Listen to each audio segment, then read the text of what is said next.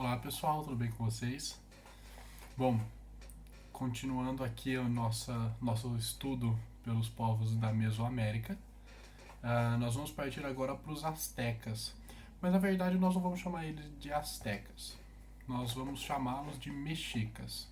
Por quê? Astecas é um nome que foi dado a esse povo depois. Eles chamavam parte da região onde eles habitavam, que hoje é o México, de Aztlán.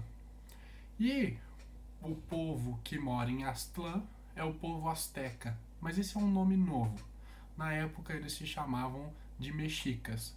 Inclusive eles viveram o povo asteca, como nós estudaremos agora, os mexicas, eles tiveram sua organização maior e definida, e como nós vamos definir agora, entre o século XIII, final do século XIII ali, o início do século XIV, início de 1300, até 1520, 1521. Então eles entraram em contato com os espanhóis e os próprios espanhóis chamavam esse povo de mexicas, não de astecas. Por isso, nós vamos intercalar aqui entre os dois nomes, mas se vocês quiserem já colocar na página 207, em frente de astecas, quiser puxar uma seta e escrever mexicas, já vai estar ainda melhor, vai complementar aí. E inclusive a gente já entende o porquê que o México chama México, porque lá, em boa parte do México, inclusive isso, até parte do sul dos Estados Unidos, habitavam os mexicas, ok? Então façam essa anotação, considerem isso, porque o México hoje tem muita herança dos mexicas. E isso é uma coisa bem interessante de se pensar e é um motivo muito grande para a gente estudar os astecas, os mexicas, ok? Bom, então agora a gente já sabe o período que o Império Azteca se desenvolveu e sabemos também o nome, a nomenclatura dada a eles. Se vocês preferirem chamar de astecas ou de mexicas, é uma opção pessoal, mas é bom conhecer os dois nomes. Bom, pensando nesse povo, então no mapa, vocês têm o mapa na mesma página 207, dá para visualizar bem aí o tamanho do império. E eu deixei acima como imagem dessa aula a bandeira do México. E não é só porque hoje, ainda hoje, mais de 1 milhão de pessoas falem a mesma língua que os astecas falavam. Não é porque ainda hoje boa parte da culinária mexicana tem elementos de inspiração asteca. Por exemplo, o milho, por exemplo, nós podemos pensar aqui, e vocês têm isso na página 209, em cotidiano, feijão, e aí alguns derivados do milho também, tá? Por exemplo, bolo de milho, pães, até mesmo algo parecido com os pães feitos de milho, tomate, alguns outros vegetais, alguns tipos de vegetais. Os astecas ingeriam também algumas carnes como de coelho, carne de peru, carne de pato. Então, a alimentação asteca ela é muito interessante para a gente entender e comparar com a alimentação mexicana atual. Dá para entender essas heranças. Mas mais do que isso, a bandeira do México tem uma águia segurando uma cobra. E isso tem tudo a ver com a capital, a cidade do México, porque lá era, no Império Azteca, Tenochtitlán. Vocês têm isso também no mapa, dá para ver exatamente onde fica a capital, aqui no norte do México. E a lenda diz, por que essa cidade fica aí?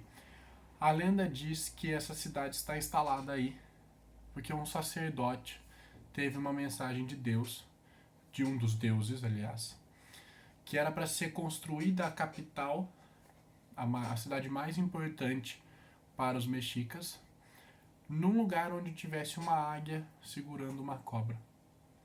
E aí isso virou um símbolo de Tenochtitlán e posteriormente virou um símbolo do México e está na bandeira do México e no escudo do México. Então, essa civilização tem tudo a ver com o México atual e dá para entender muito do México atual a partir dos mexicas, muito da cultura mexicana, ok? É interessante pensar que os mexicas não são só uma etnia, porque eles eram um império. Diferente dos maias, que as cidades-estados tinham um governo próprio e não tinham muita interferência uma na outra, os astecas eram um império em si. Então tinha um imperador que controlava todas as províncias, eram 38 províncias, regiões, e ele controlava todas elas. Por mais que as cidades tivessem uma forma de governo próprio, esse governo próprio era fiscalizado pelo imperador, por representantes do imperador, e essas cidades deveriam pagar tributos, impostos para a Tenochtitlan, para a cidade principal. Esses impostos vinham muitas vezes em forma de produtos, não necessariamente como hoje que o imposto vem através de moeda. Vamos lembrar que não existia uma moeda como existe a nossa hoje lá. Então os produtos parte dos produtos que eram produzidos na cidade eram pagos em formas de impostos, ok? Eram entregues dessa forma. Então, se eu tenho uma cidade que produz muito no campo, produz muito milho, então ela vai ceder parte desse milho como imposto. Ela produz também algumas armas, então parte dessas armas vai em forma de imposto. Ela tem guerreiros, esses guerreiros também vão servir como guerreiros do imperador. Então é em forma de produtos e até mesmo serviços que esses impostos eram pagos. Bom, então a gente já entende que é uma sociedade hierarquizada, numa pirâmide social, então no topo, obviamente, o imperador.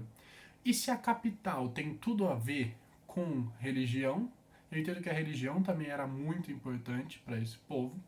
E logo abaixo do imperador na pirâmide social, e aí a mesma coisa que a última aula, façam uma pirâmide social no caderno, logo abaixo do imperador nós temos sacerdotes e comandantes militares. Tá? Esses comandantes militares, ou até mesmo uma alta burocracia, pessoas que ajudavam o imperador a governar, nós vamos dar o nome de dignatários, que eles eram dignos de estar ali. Então, topo da pirâmide, imperador, sacerdotes e dignatários, grandes sacerdotes aqui. Abaixo disso, nós vamos colocar negociantes e artesãos, então trabalhadores urbanos. Abaixo, nós colocaremos aqui o povo, o restante do povo.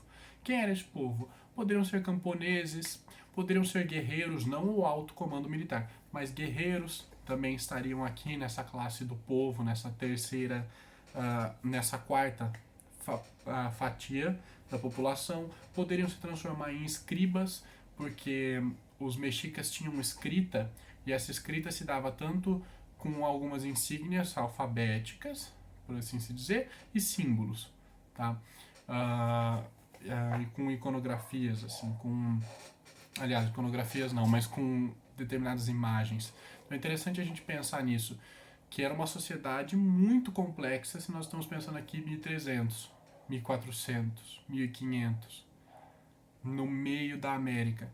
Uma sociedade com toda essa hierarquia, com todo esse controle em um grande espaço social, com escrita, com um calendário de 365 dias, por mais que eles dividissem meses diferentes de nós, eles colocavam 18 meses de 20 dias e mais 5 dias ocos que estavam fora de meses, totalizando 365 dias. Então, por mais que eles fizessem um calendário diferente do nosso, era um calendário com a mesma quantidade de dias, praticamente. Eles tinham, e era chamado de calendário do sol, então era uma pedra assim, um desenho do sol no meio, e aí todos os escritos em volta. Eles tinham escrita, extremamente complexo, a sociedade extremamente organizada, uma sociedade tributária. Tributo e imposto é a mesma coisa, lembrem-se disso, tá? Para esse caso a gente vai considerar a mesma coisa, ok?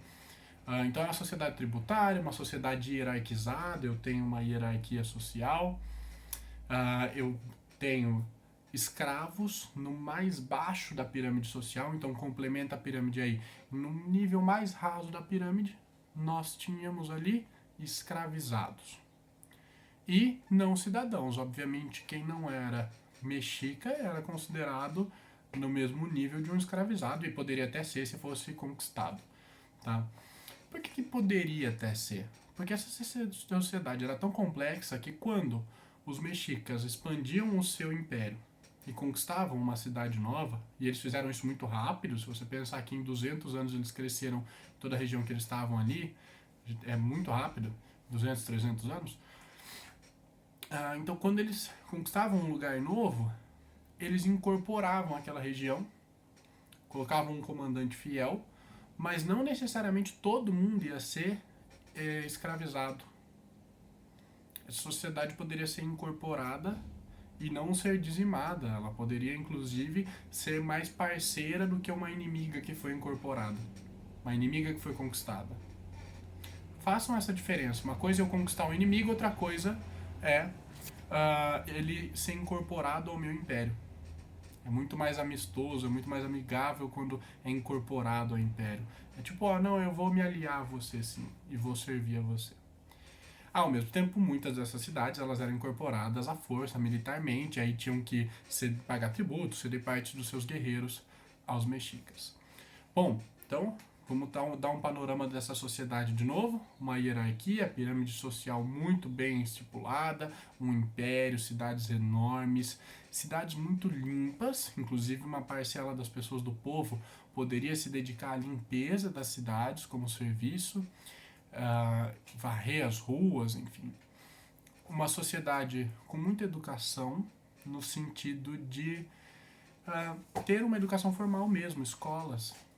As crianças eram mandadas às escolas. E aqui a gente tem que fazer uma diferença. Hoje, vocês vão à escola, meninos e meninas, juntos, e aprendem as mesmas coisas e várias disciplinas. História, matemática, português, enfim, várias disciplinas. Agora, lá não.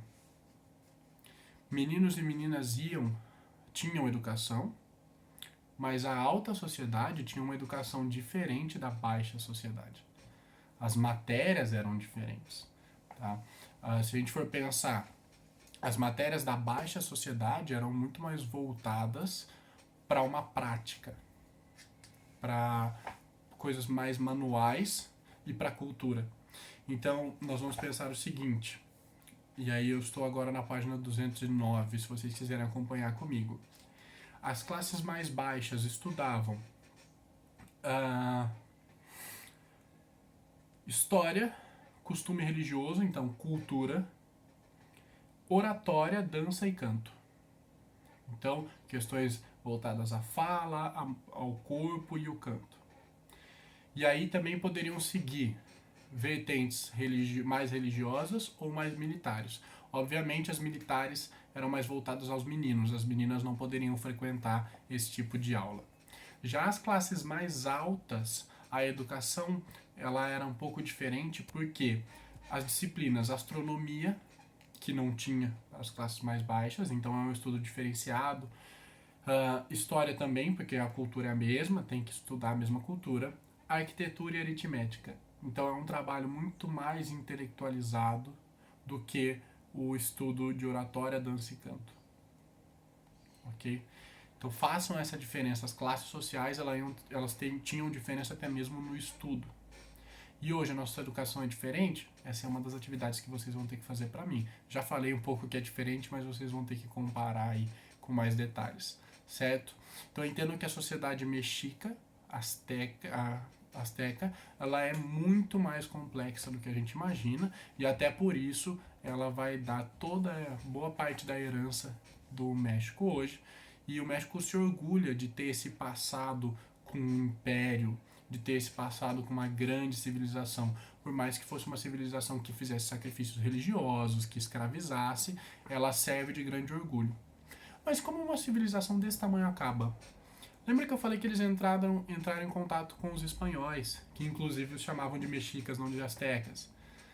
Esses espanhóis vão conseguir derrotar os mexicas? Mais ou menos.